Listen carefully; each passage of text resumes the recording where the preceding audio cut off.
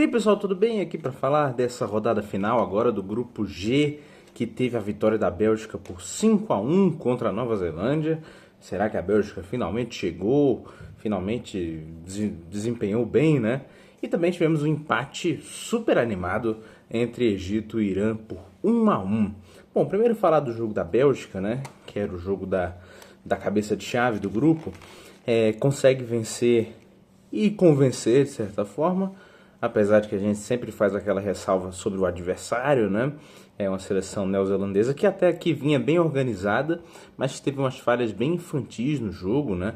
Até no primeiro gol, o gol do Trossard, o primeiro tempo termina 1-0, né?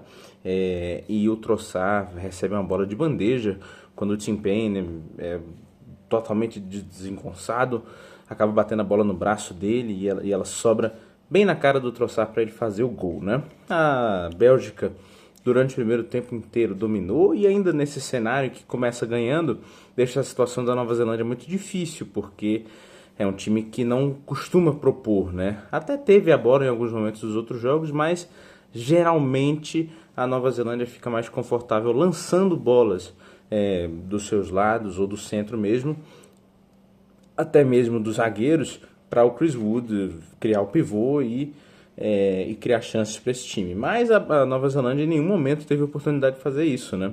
Tanto que o único gol da Nova Zelândia no jogo foi uma bola sobrada na entrada da área para o Elijah Just fazer um belo gol, inclusive de fora da área, né? Just que com esse gol faz o seu terceiro na Copa do Mundo. A Nova Zelândia está eliminada, né? Se despede também.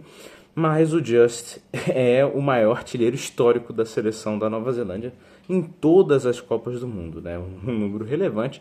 3 gols em uma Copa já foram suficientes para colocá-lo nesse patamar. Inclusive, com os 2 gols que ele já tinha marcado contra o Irã, já eram suficientes, né? Mas a Bélgica acaba mostrando que precisava muito do Doku, né?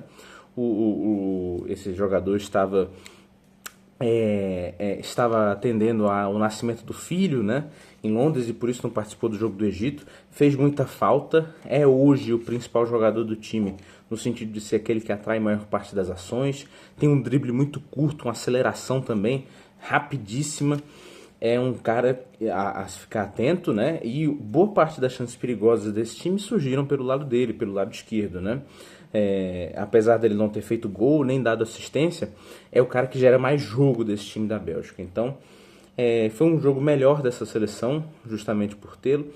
Apesar de que ele estava contra o Egito também, né? A se considerar que o Egito é um time melhor do que a Nova Zelândia. Desculpe. Mas, enfim, acabou que os espaços foram surgindo. A Nova Zelândia até tentou, com o pouco recurso que tinha, chegar em alguma coisa, mas os gols foram vindo cada vez mais, e aos 48, logo na volta do segundo tempo, o Trossard faz outro gol, né? Um rebote da defesa. O De Bruyne também faz um belo gol, 60 de fora da área. E Lukaku, ele voltando a marcar um gol na Copa do Mundo, coisa que não fazia desde 2018. O Lukaku fez um gol de cabeça. Tinha acabado de entrar, ele e o Rascan dá assistência no cruzamento, né? E o Saelemaekers completa também com cruzamento não, um toque do Lukaku, né? 5-1 é um jogo tranquilo para a Bélgica, que vai esperar um adversário como primeira do grupo. A Bélgica acabou ultrapassando o Egito, ficou com a primeira posição por conta do saldo largo, né? Vai enfrentar um terceiro colocado. Então, de momento seria a Coreia do Sul, mas a Coreia do Sul corre um grave risco de não se classificar, tá? Desculpe. Mas devemos falar então do outro jogo, Egito e Irã. Foi um jogo extremamente animado, extremamente disputado. Uma partida que no primeiro tempo dava até inveja, né? Eu inclusive comecei na primeira tela vendo o jogo da Bélgica, troquei porque o jogo da Bélgica acabou sendo um jogo de um time só e estava decidido muito, muito rápido no segundo tempo, né? Troquei no segundo tempo, deixei o outro jogo. O primeiro tempo foi de uma trocação muito franca, né? Com o Egito e Irã tendo boa chance. Hossam Hassan tinha dito que ele não queria escolher adversário, já que o Egito, quando ele falou isso, ainda não estava garantido, né? Mas com 4 pontos a chance também era muito alta. Ele disse que queria ganhar o jogo. E a postura do Egito no primeiro tempo e na primeira metade do segundo foi para ganhar o jogo. Manteve a bola, desculpe, criando chances, tendo o Salah como arma muito perigosa, né? O Salah tá fazendo a Copa da vida dele, né? Considerando que ele não jogou na Copa passada, quando despontou como um grande nome na volta do Egito à Copa do Mundo em 2018. Ele não pôde jogar todos os jogos porque vinha de uma lesão, aquela do Sérgio Ramos, né? Que o Sérgio Ramos prende o braço dele na final da Champions League. Agora tá jogando tudo que ele não pôde jogar nessas últimas Copas do Mundo. Uma Copa muito competente do Salah, que é o imã desse time, né? Tudo passa por ele. O gol surgiu logo no começo, né? Chutaço de fora da área do Saber, que ganhou a vaga no time titular no dia de hoje, né? O Egito optou por jogar sem um jogador de referência, né? Um cara que ficasse ali à frente da área. Esse jogador nas partidas anteriores, eu não estou lembrando quem era, vou fazer uma verificação rápida aqui. Quem era o jogador de referência do Egito?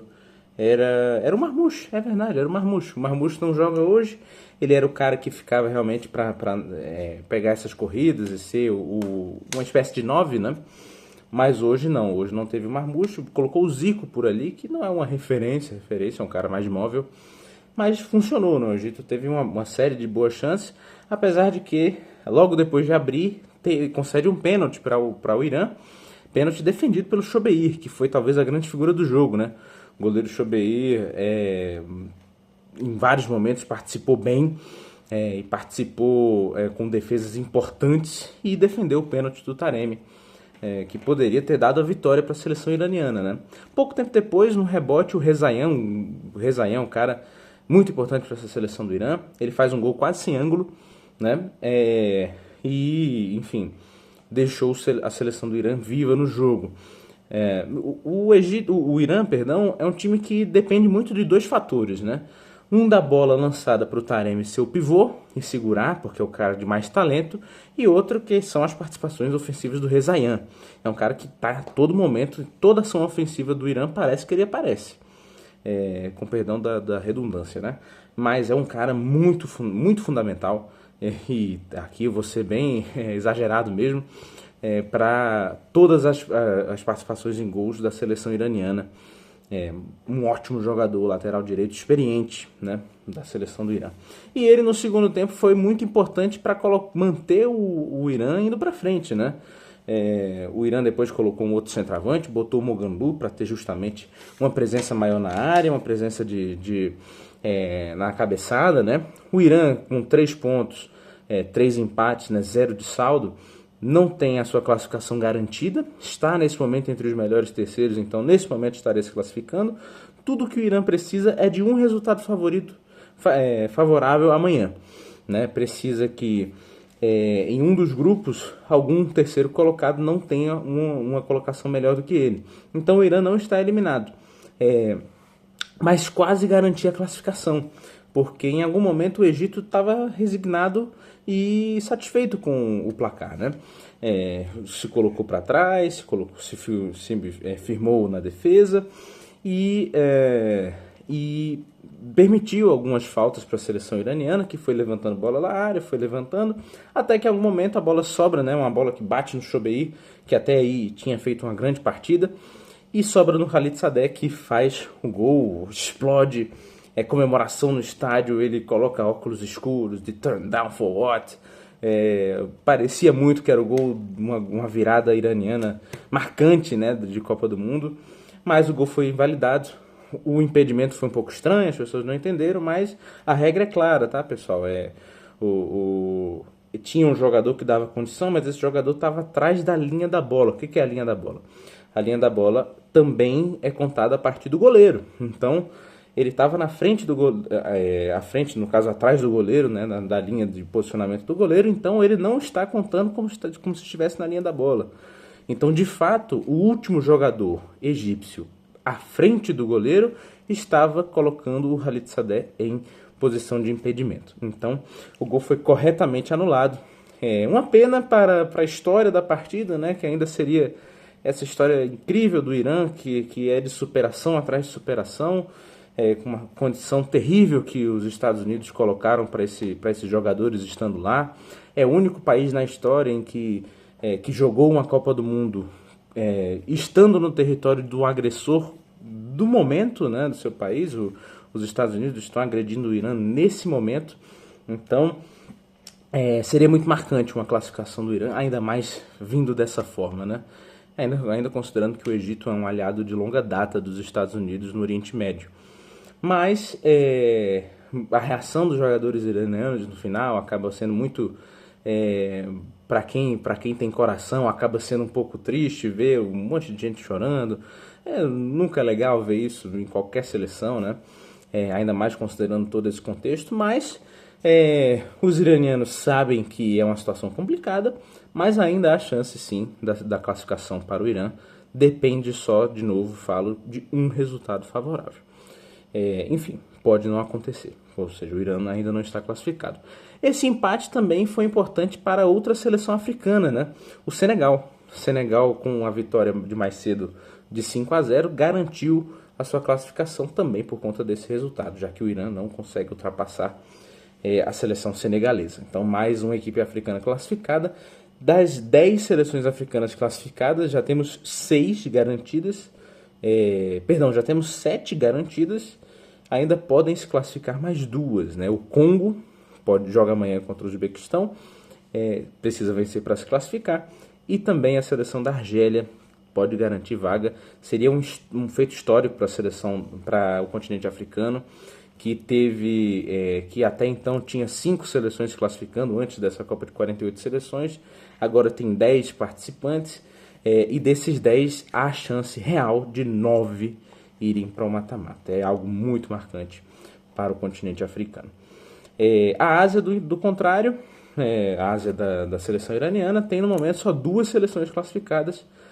Foram 8 para a Copa do Mundo, entre elas Iraque, Jordânia, Arábia Saudita, Catar já estão eliminadas. O Uzbequistão muito dificilmente se classifica. O Irã ainda tem chance.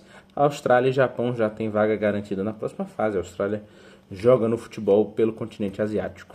A Austrália é essa que será adversária do Egito na próxima fase, tá? Teremos Austrália e Egito que cruzam. O vencedor desse jogo pega o vencedor de Argentina e Cabo Verde. Se desenha um caminho muito fácil para a Argentina, pelo menos na teoria, né? Um caminho bem favorável para os argentinos, atuais campeões, chegarem aí nas quartas de final. Nas quartas de final pode vir uma Croácia, pode vir uma Colômbia, pode vir um Portugal. Então a situação é um pouco diferente. Pode vir Inglaterra. Desculpe. Enfim, a Bélgica espera adversário ainda, tá? É isso aí, pessoal. Até a próxima.